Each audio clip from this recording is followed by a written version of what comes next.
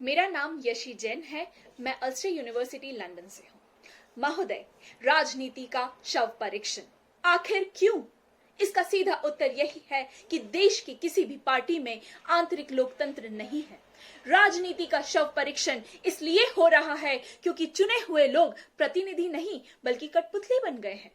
अब प्रश्न यह उठता है कि क्या लोकतंत्र की वर्तमान नीति व रीति से भारत विश्व धरातल पर सुपर पावर या कहे विश्व गुरु बन सकता है? तो महोदय, मेरा मानना है कि भारत को अंतर्राष्ट्रीय स्वीकारोक्ति का बहुत ज्यादा महत्व नहीं देना चाहिए। पहले अपनी आंतरिक समस्याओं, बेरोजगारी, भ्रष्टाचार, जनसंख्या वृद्धि, जातिगत आरक्षण जैसी गंभीर समस्याओं का शव परीक्षण कर उससे लड़ना चाहिए।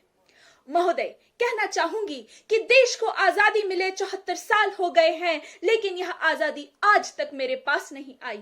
सिर्फ मेरे दिल में धड़कता है हिंदुस्तान। ये मेरी स्वतंत्र इच्छा व आस्था का संतुलन है। राजनीति की भागदौड़, प्रलोभन या शव परीक्षण से प्रेरित नहीं।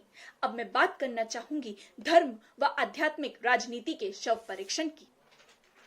महोदय, अन्य राष्ट्रों की तुलना में भारत धर्म को कई अधिक गंभीरता से लेता है।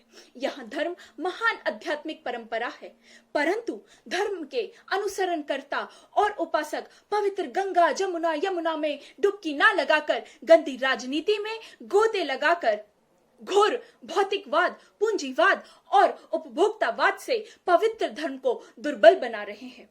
राजनीति की चादर ओढ़कर उसे धूमिल कर भारतीय संस्कृति को असुरक्षित कर रहे हैं। इसीलिए धर्म रूपी राजनीति का शव परीक्षण कर सरकारी नियंत्रण से पूंजीवाद और समाजवाद के बीच एक मध्यम मार्ग बनाकर देश की आर्थिक वृद्धि के नकारात्मक पक्षों को देखना चाहिए। इसका प्रत्यक्ष उदाहरण है पर्यावरण का गिरता स्तर। महोदय, भारतीय संस्कृति की रक्षा करना है तो आवश्यक है राजनीति का शव परीक्षण। राजनीति के शव परीक्षण की जो रिपोर्ट सामने आई है वह कुछ इस प्रकार है।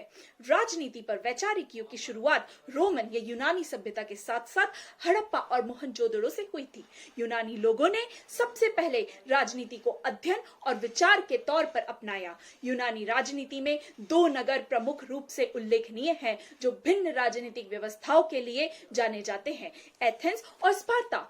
एक और एथेंस जहां लोकतंत्र का प्रतिनिधि था, वहीं दूसरी ओर स्पार्ता धनतंत्र का अनुसरण कर नागरिक अधिकारों का दमन करता था।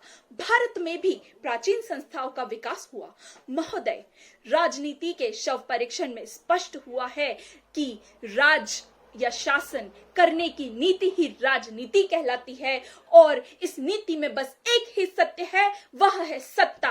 अगर आप अपनी ताकत को नहीं बनाए रखेंगे तो खत्म कर दिए जाएंगे और फिर शुरू होगा आपकी राजनीति का शव परीक्षण।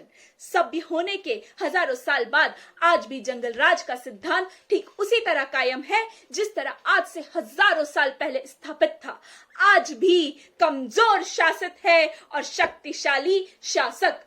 राजनीति के शव परीक्षण में पाया गया कि परिवार नाम की संस्था के उदय के साथ ही स्वामित्व की भावना विकसित होने लगी और आधिपत्य स्थापित करने के भाव ने प्रधानता ले ली। कई परिवार जुड़े और कुनबा बना, कई कुनबे एक ही झंडे के नीचे आए तो राज्य की अवधारणा ने जन्म लिया।